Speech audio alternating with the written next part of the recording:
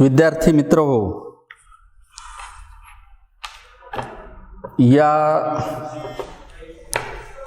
Video सत्रामध्ये आज आपण मानवी भूगोलाचा अभ्यास करणार आहोत।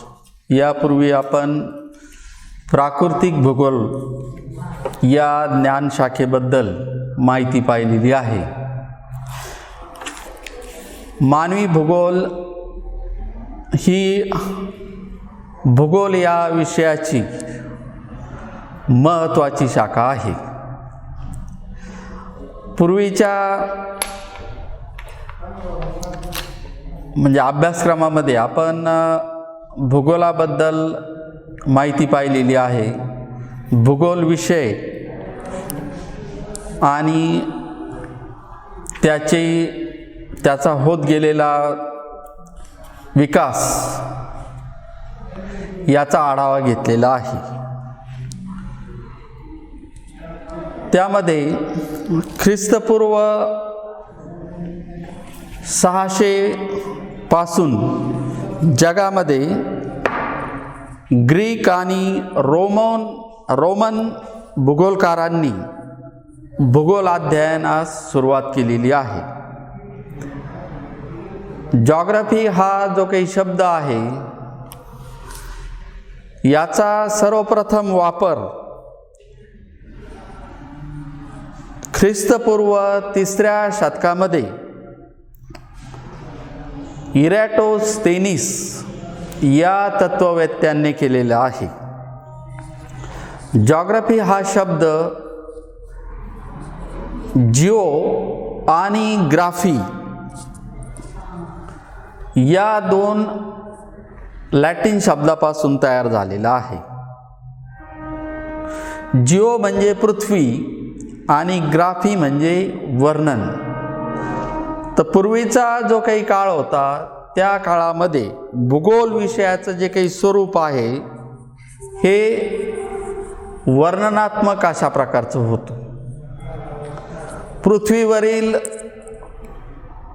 विविध जी काही स्थळ त्या स्थळांचं वर्णन आणि त्या स्थळावर किंवा त्या ठिकाणी राहणारे जे काही लोक आहेत त्याचं वर्णन भूगोलामध्ये केल्या जात असे। पृथ्वीला मानवाचं वसतिस्थान हे मानण्यात येतं आणि मग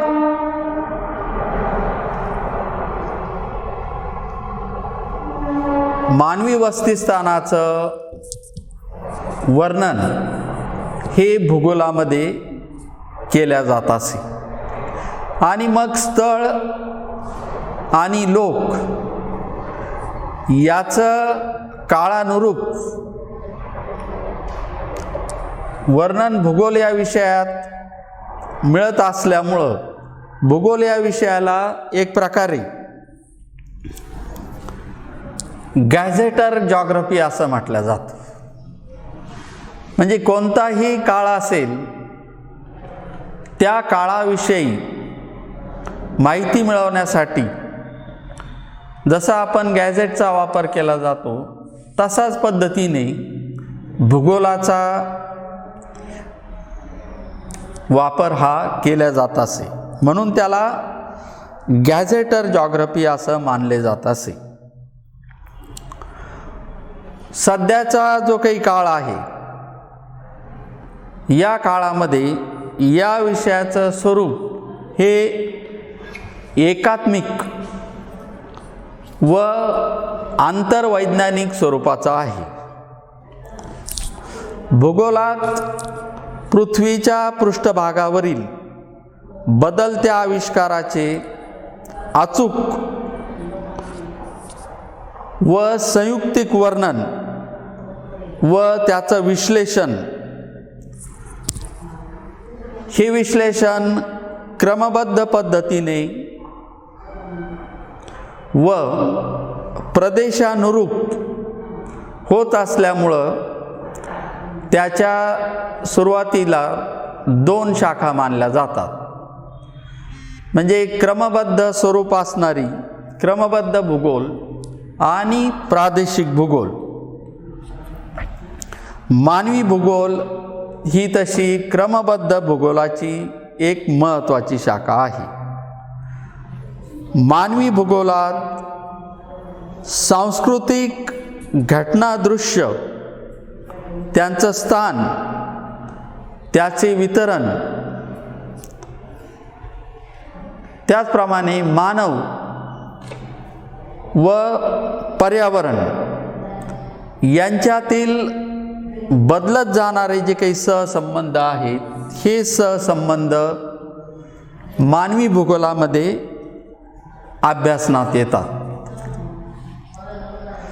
मागच्या काळाचा जर आपण आढावा घेतला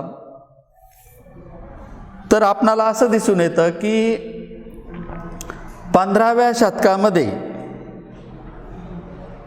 शतकापासून तर 18व्या शतकाच्या मध्यापर्यंत जागतिक पातळीवर युरोपमधील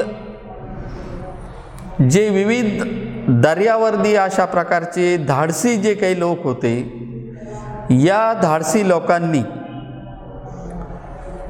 जगातील विविध भागामध्ये नवीन नवीन भूभागाचा शोध घेण्यासाठी त्या ठिकाणी असणारी निसर्ग संपदा असेल, त्या ठिकाणी असणारं नाविन्य असेल, या जिज्ञासेपोटी विविध भागामध्ये प्रवास केल्याचं आपणाला आढळून येतं. आणि या प्रवासादरम्यान त्यांनी ज्या ज्या भागाला भेटी दिल्या, त्या त्या ठिकाणची जी काही माहिती आहे, ती माहिती त्यांनी संकलित केली आणि त्या संकलित माहितीचा वैज्ञानिक दृष्टिकोनातून परीक्षण करण्याचा आणि वर्गीकरण करण्याचा प्रयत्न या वैज्ञानिकांनी केलेला आपणाला दिसून येतो. तर हा जो काही काळ आहे, या काळामध्ये विविध मोहिमा निघाल्याचं आपणाला दिसून येतं. नवीन विविध भूभागांचा शोध लागल्याचं दिसून येतं आणि त्यातून युरोपातून जगाच्या विविध भागामध्ये मानवी स्थलांतर झाल्याचं आपणाला दिसून येतं. मग आफ्रिका खंडातून अमेरिकेत झालेलं स्थलांतर असेल, युरोप खंडातून अमेरिकेत झालेलं स्थलांतर असेल, युरोपमधून जगाच्या विविध भागामध्ये विविध युरोपियन जे काही लोक आहेत, मग त्यामध्ये स्पॅनिश आहेत, डच आहेत, ब्रिटिश आहेत, स्पेन म्हणजे पोर्तुगीज, असे विविध युरोपातील जे काही लोक आहेत, ह्या जगाच्या विविध भागामध्ये ते पोहोचले आणि त्या ठिकाणी असणारा जो काही भूभाग आहे, त्या भूभागाविषयी त्यांनी माहिती गोळा केल्याचे आपणाला दिसून येतं. आणि मिळालेली जी काही माहिती आहे, त्या माहितीचं त्यांनी संकलन केलं, वर्गीकरण केलं आणि हे सर्व करताना वैज्ञानिक दृष्टिकोनाचा अवलंब केल्याचा दिसून येतो. तर विशेषतः युरोपमध्ये 15व्या शतकाचा नंतरचा जो काही काळ आहे, हा काळ वैज्ञानिक विविध शोधांचा काळ असलेला आपणाला दिसतो. आणि मग यातून पृथ्वीवरील विविध जे काही भूभाग आहेत, त्या भूभागाविषयी, त्या भूभागातील वनस्पतीविषयी, प्राण्याविषयी, जमिनीविषयी, वेगवेगळ्या घटकाविषयी, नाविन्यपूर्ण घटकाविषयी त्यांनी माहिती संकलित करून त्या माहितीला वैज्ञानिक दृष्टिकोनातून मांडण्याचा प्रयत्न केलेला आहे. आणि त्यातून विविध ज्ञानशाखा ज्या आहेत, या ज्ञानशाखा विकसित झालेल्या आपणाला दिसून येतात. यामध्ये जे काही भूगोलतज्ञ होते किंवा विविध विषयाचे असणारे जे काही तज्ज्ञ होते, त्यामध्ये बर्नार्ड व्हेरेनियस या तज्ज्ञाचं जे काही कार्य आहे, हे अत्यंत महत्त्वपूर्ण अशा प्रकारचं आहे. तर बर्नार्ड व्हेरेनियस हा जर्मन भूवैज्ञानिक की ज्याने त्या काळामध्ये सर्वसामान्य भूगोल हा ग्रंथ प्रकाशित केलेला आहे. या भूगोलामध्ये त्याने 2 भाग केलेले दिसून येतात. एका भागामध्ये त्याने वैश्विक भूगोलाची माहिती दिलेली आहे आणि या वैश्विक भूगोलाच्या माहितीमध्ये पृथ्वीची समग्र माहिती व पृथ्वीचे गुणधर्म विशद केलेले आहे.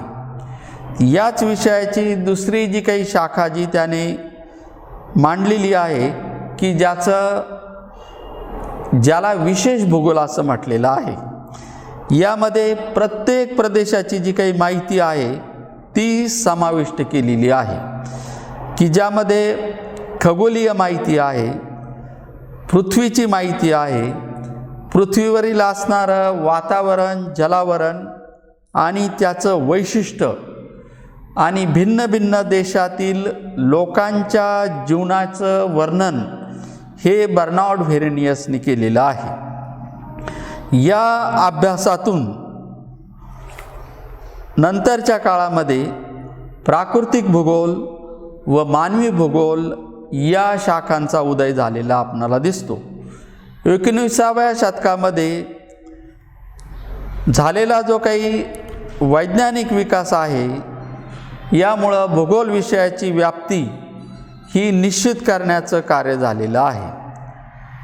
वेगवेगळ्या भागातील जे काही भूखंड आहेत त्या भूखंडाचं वैशिष्ट्य याविषयी माहिती ही प्राकृतिक भूगोल या ज्ञान शाखेमध्ये देण्यात आलेली आहे आणि मानव आणि नैसर्गिक पर्यावरण या संदर्भात मानवाला केंद्रीभूत ठेवून जो अभ्यास करण्यात आलेला आहे तो अभ्यास मानवी भूगोल या ज्ञानशाखेमध्ये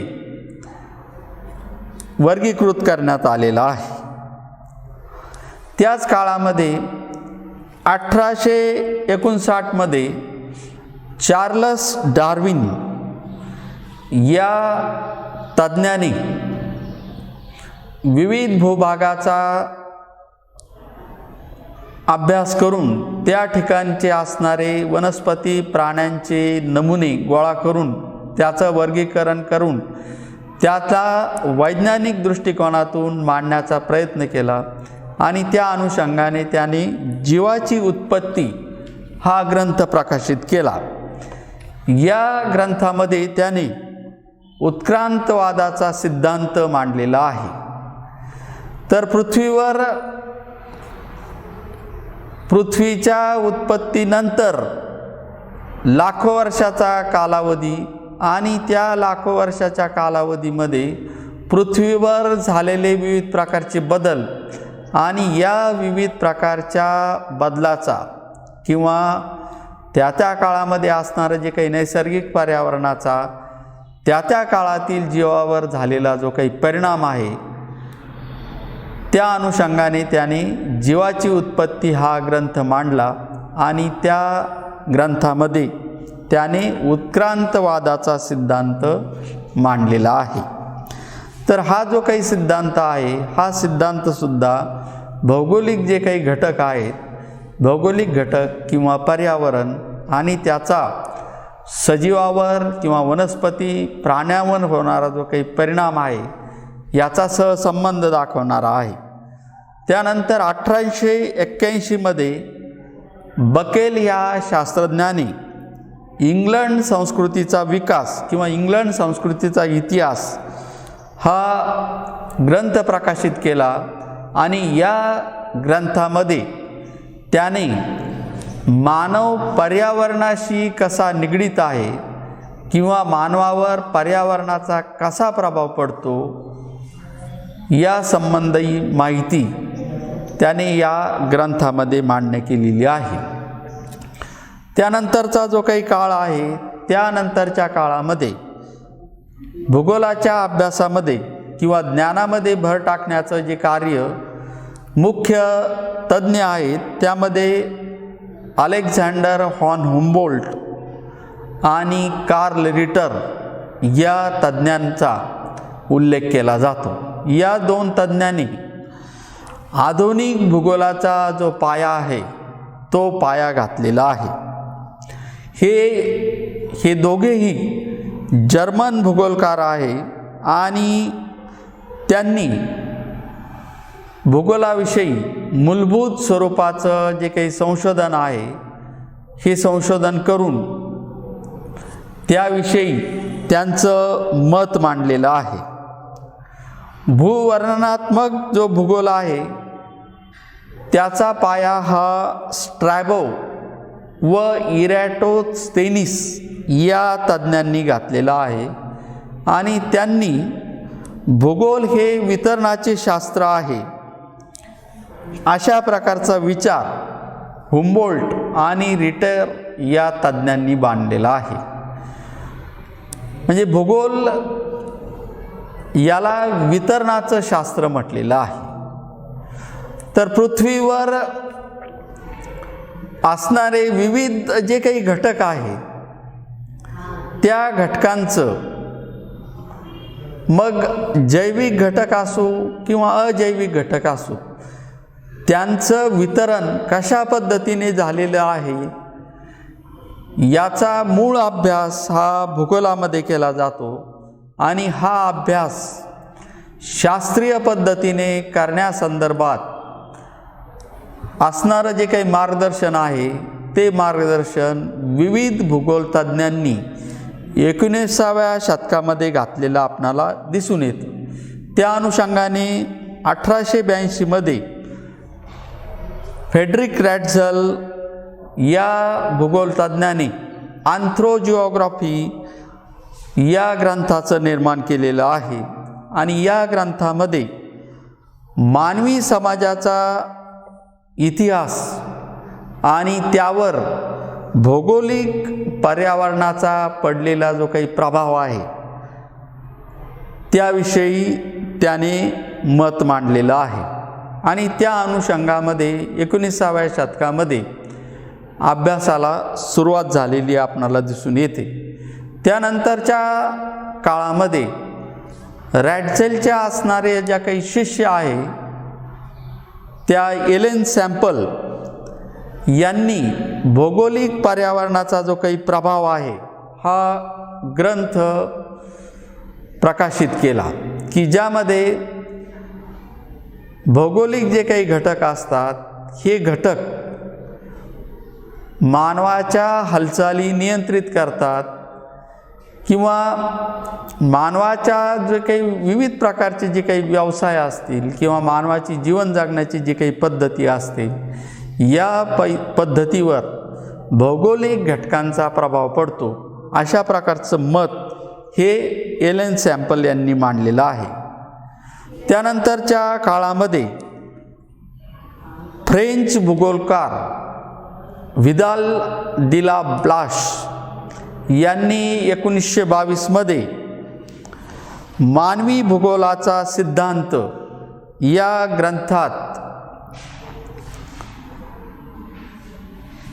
ग्रंथामध्ये त्यांनी निसर्गाचा जो काही प्रभाव आहे त्या प्रभावाचं वर्णन केलेलं आहे. त्यामध्ये जागतिक लोकसंख्येचं वितरण, वाहतूक, संदेशवहन, त्याचं वितरण व ग्रामीण वसाहती याविषयी त्यांनी ग्रंथामध्ये आपलं मत हे व्यक्त केलेलं आहे. त्यानंतरच्या काळामध्ये अमेरिकन भूगोलतज्ञ हंटिंग्टन यांनी मानव व पर्यावरण यांचा जो काही सहसंबंध असतो याविषयी भाष्य केलेलं आहे. फ्रेंच भूगोलकार जीन ब्रून यांनी देखील मानवी भूगोलाच्या विकासामध्ये आपलं योगदान दिलेलं आहे.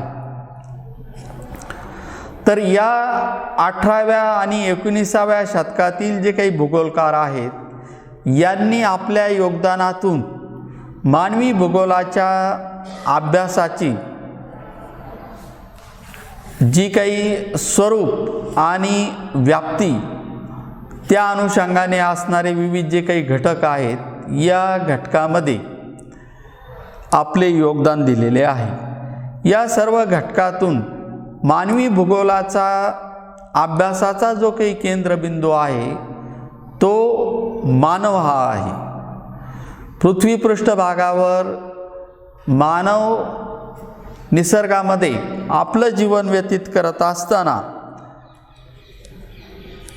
त्या मानवाच्या ज्या काही हालचाली आहेत किंवा त्याचे जे जीवन जगण्याची जी काही धडपड आहे, त्या संदर्भात विविध जे परिणाम आहेत त्या अनुषंगाने मानवी भूगोलामध्ये अभ्यास केला जातो आणि हाच मानवी भूगोलाच्या अभ्यासाचा केंद्रबिंदू आहे। मानवी भूगोलात अभ्यास करताना नैसर्गिक पर्यावरणाचा अभ्यास हा प्रथम केला जातो। म्हणजे विविध नैसर्गिक जे काही घटक असतात, हे घटक मानवाचं जीवन किंवा मानवी जीवनास हे नैसर्गिक घटक आकार देत असतात। त्यामुळं मानवी अभ्यासाबरोबर आजूबाजूला असणारं जे काही पर्यावरण आहे किंवा त्यालाच आपण नैसर्गिक पर्यावरण असं म्हणतो, त्या नैसर्गिक पर्यावरणाचा अभ्यास हा मानवी भूगोलामध्ये केला जातो। त्यामुळं नैसर्गिक पर्यावरण आणि मानव यांचे असणारे सहसंबंध हे मानवी भूगोलामध्ये अभ्यासले जातात। हा या ज्ञानशाखेचा अभ्यासाचा मुख्य हेतू आहे। ठीक आहे, थँक्यू।